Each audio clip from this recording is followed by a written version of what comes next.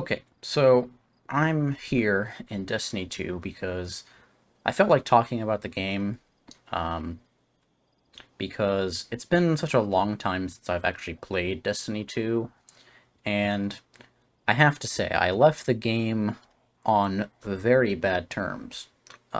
So bad, in fact, that I deleted everything in my vault, and I also deleted two of my three characters. I would have deleted all three had the game allowed me to, and the only reason I didn't simply just make a new character and delete this one is because I thought that that would be kind of stupid and it would take too much time. And so that's really the only reason I have this character at all.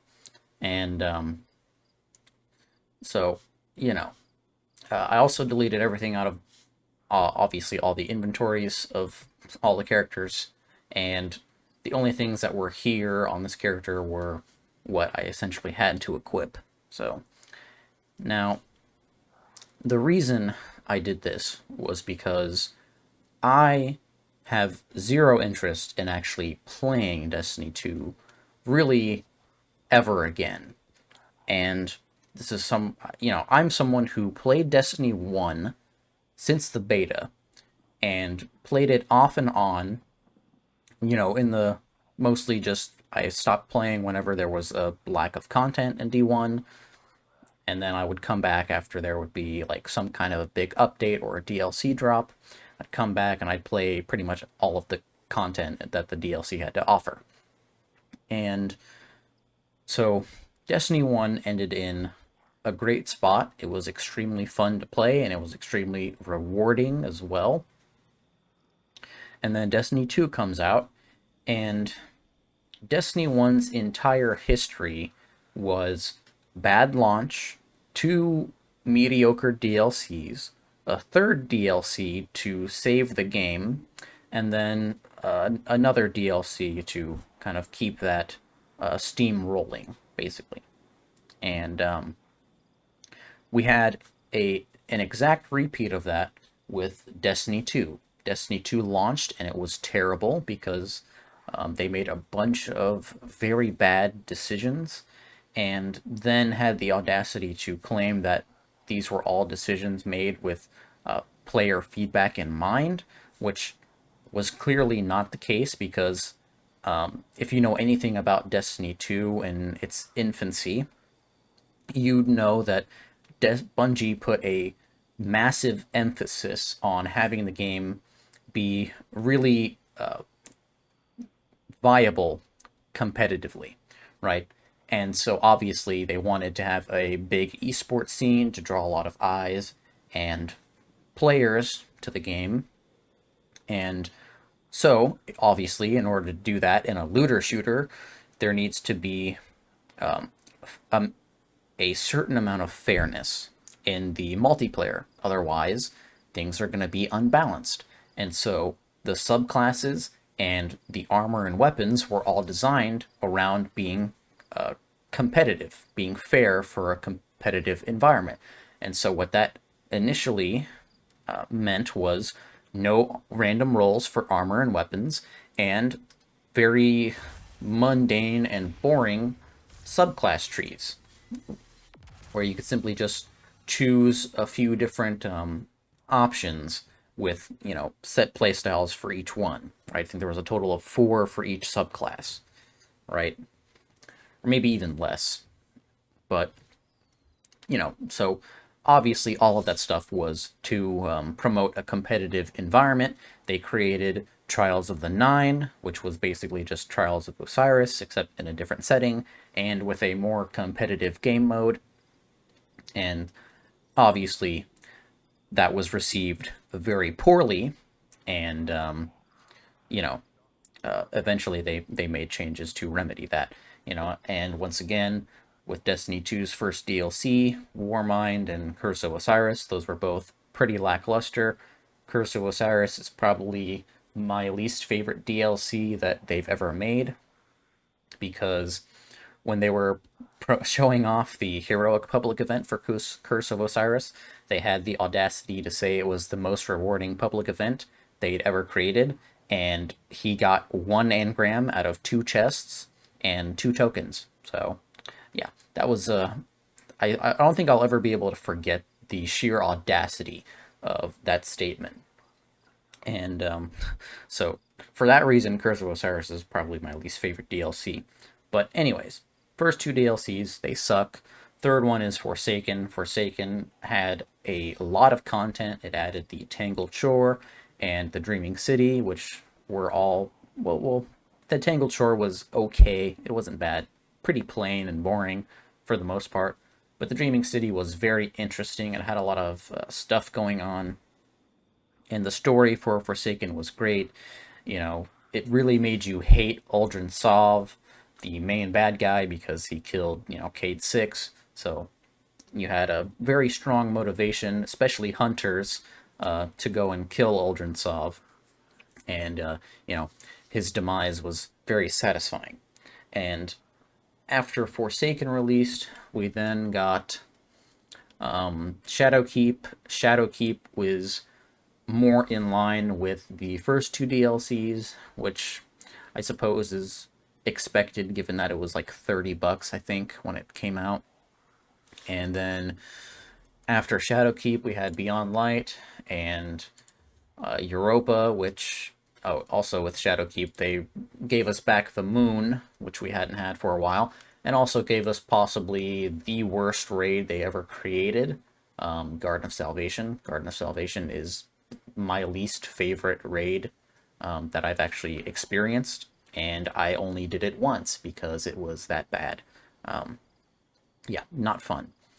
And then after Shadowkeep, we got Beyond Light with Europa, and Europa was and still is probably my least favorite planet because it's just a barren wasteland and has very low enemy density, and you have a bunch of areas like this one in particular. I mean, it literally just houses a singular NPC,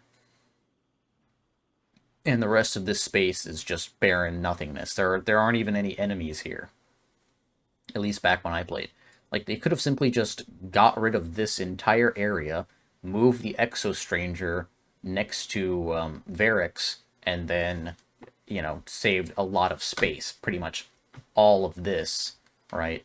And if they wanted to have the pyramid ship, like, in the background, then they could have simply just cut this off here, and then just had the pyramid in the background, basically, is what they could have done, but, whatever.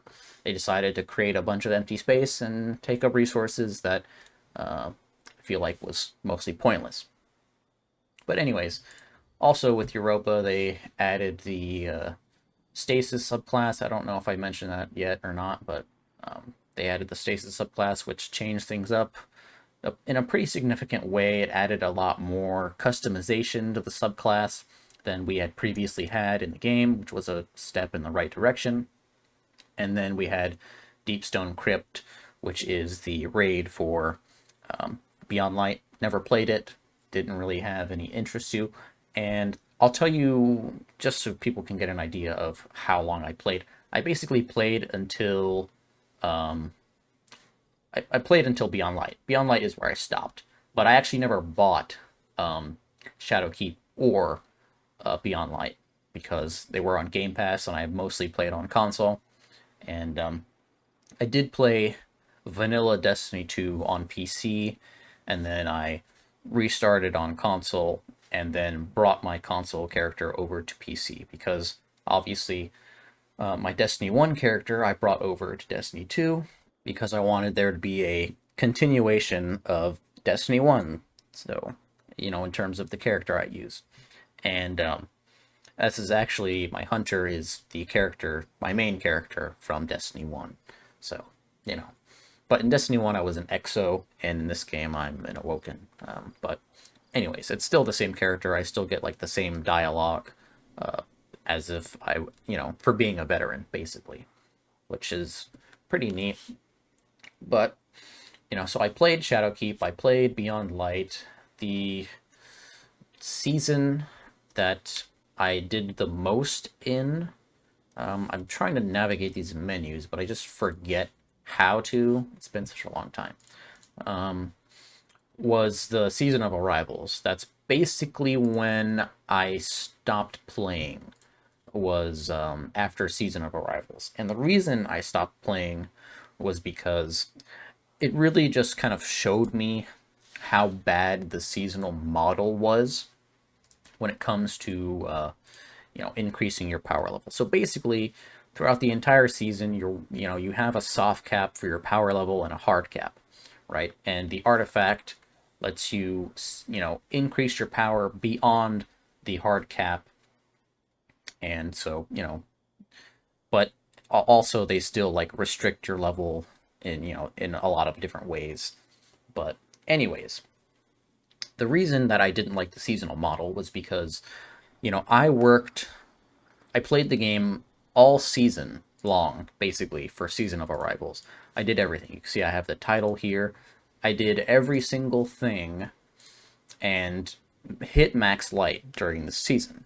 And then, when the next season rolled around, after I had reached max light at the end of the season, because, I played all season, but I did not play for an extremely long amount of time each day, right? So I would just do like daily tasks and, try and get the pinnacles, doing the content that I actually enjoyed, which basically boiled down to strikes and crucible and, completing bounties every now and then, right? Because this was back when pinnacles still dropped from the actual playlists and not just the actual vendors, right? So you go into the Vanguard playlist, Vanguard Arps, and then, you do three, you get a pinnacle.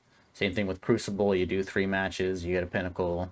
Same thing with Gambit, you do a couple matches, you get a pinnacle. And then eventually they changed it so you have to do bounties now.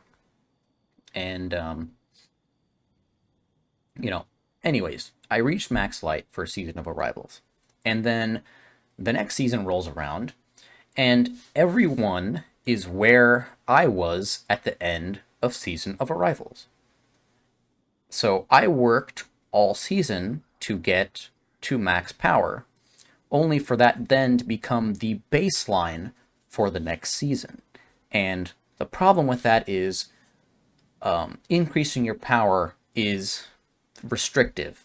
It's not a smooth, fast process.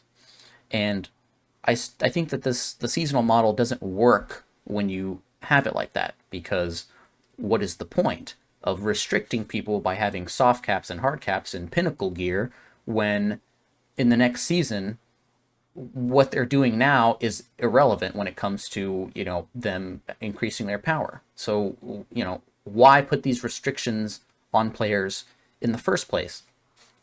And especially this, is even more of the case now because they restrict your light level a few levels below the enemy in content now. So now there really is no point in restricting players, allowing them to, they should just allow players to get to max power for that season very quickly, because you're going to restrict them anyways. So why also then have these artificial barriers like a soft cap and a hard cap in their way? Well, the hard cap, obviously, I think is necessary, but the soft caps at certain levels, I think, should just be completely removed out of the game. And if you want to have a hard cap, fine, but then also, why do you allow the artifact to go above that cap anyways, right? So I don't really understand too much why they have these certain restrictions in place. I just think it's kind of dumb. And also, leveling is not content, I don't think. So, I just think it's a bit silly that they are still handling it this way. This is, I think, very archaic, because this is exactly how they handled it in Destiny 1, all throughout its life cycle, and even now into Destiny 2, basically all the way up until the end of its life cycle, because, they've got one more planned DLC coming out, and then who knows what's going to be next after that. I'm kind of interested in seeing where the story goes still. I'm, still somewhat invested in the story. I didn't play Witch Queen, which is by most accounts a very solid DLC, and I never played it. I did the first mission, and I thought that the throne world looked really nice, and but I really did not feel like spending the money on it.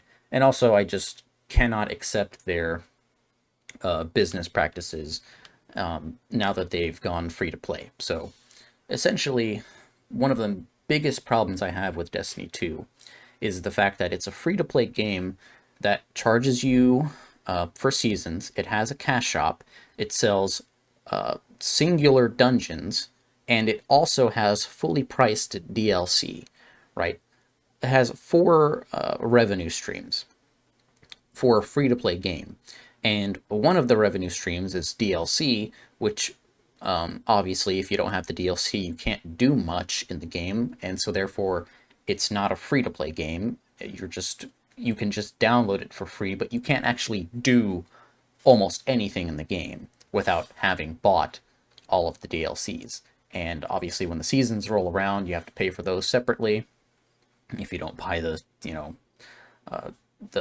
DLC that also includes the seasons, right?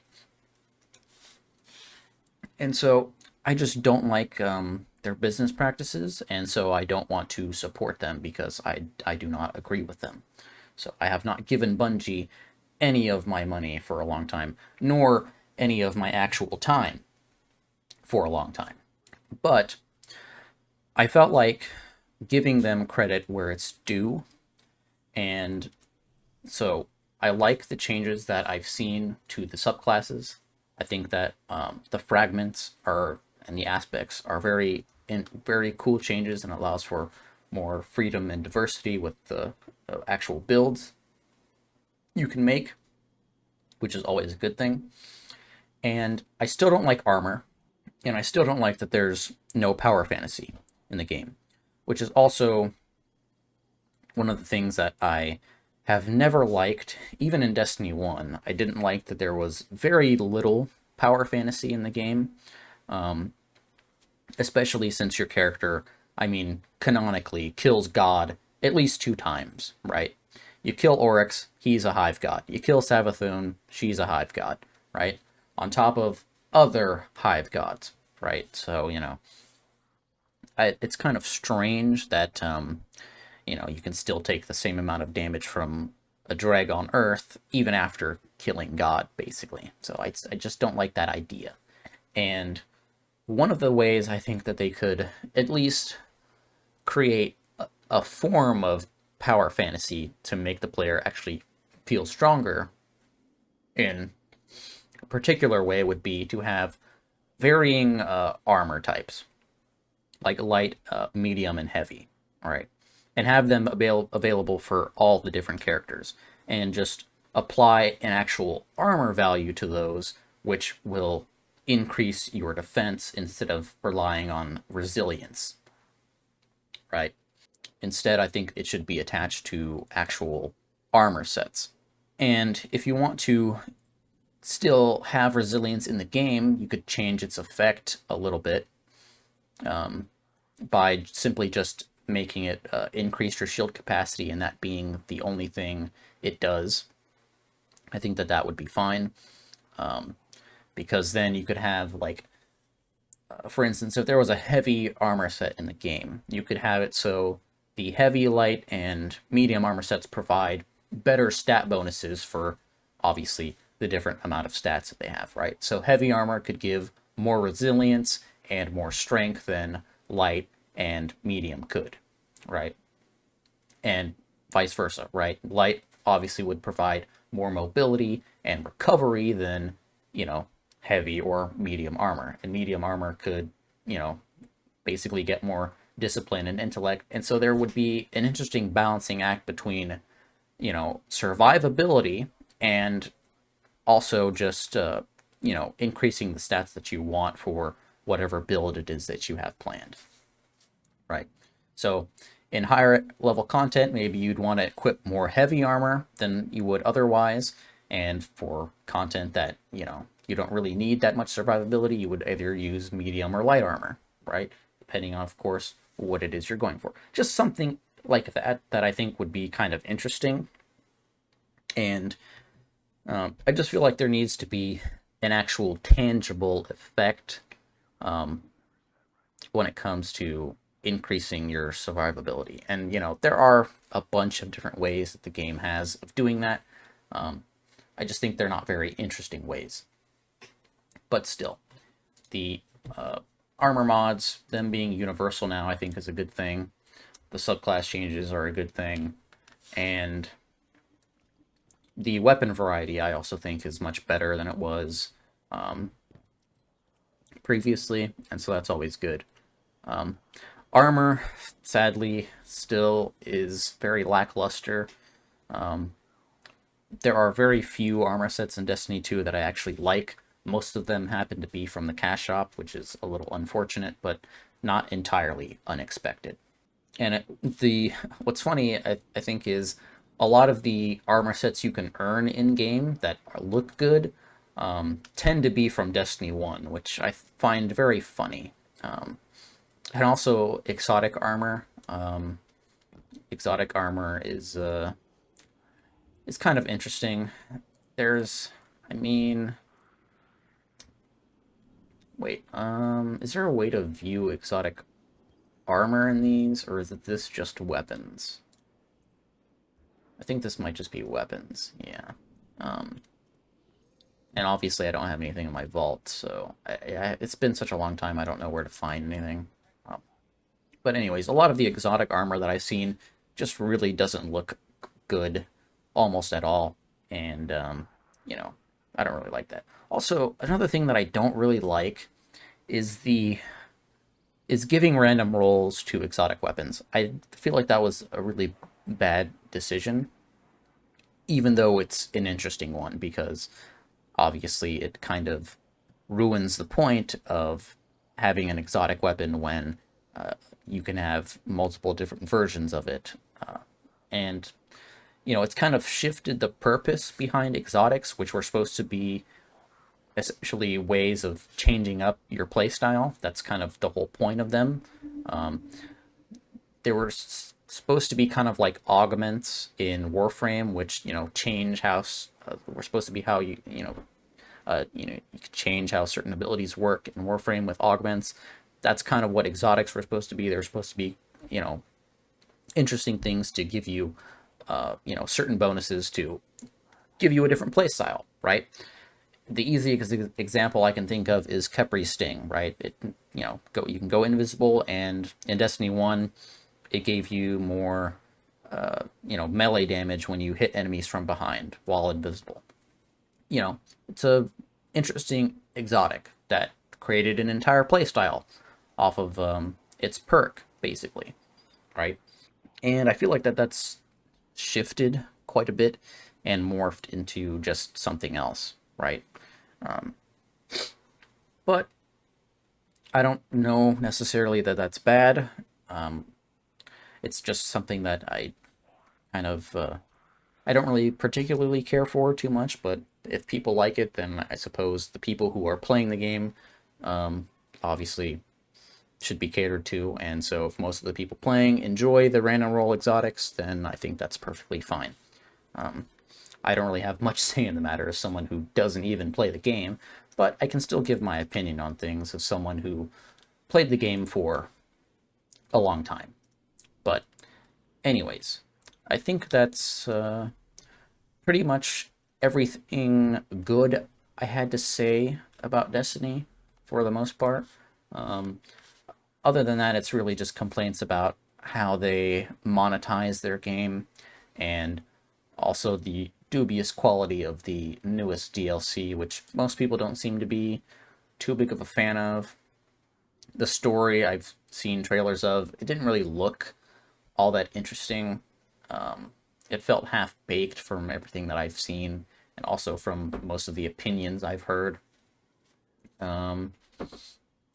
Also, I remember people being upset that the raid was easy, even though I feel like... Oh, this is something that I can talk about as well. Normal mode raids should always be...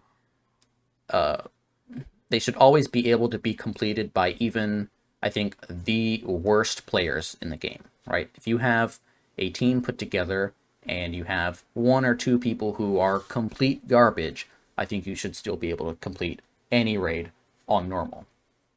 And I think it should be much harder to complete them on hard if everybody is not coordinating properly, right? And the way this worked in Destiny 1, at least with the Taken King, was they designed the hard mode of the raid first and then simplified it for the normal mode. And I feel like that's something they should go back to, because I don't even know if they bother with adding normal and hard mode anymore. But I feel like that's something that they should do if, they have not continued that practice, because I feel like that's very important, and it would also give people who want a more challenging setting, obviously, it would make those people at least, hopefully, a little bit more happy. But also, they're a minority in the player base, so them being catered to is not really a priority, I don't think. But anyways, that's everything I have to say.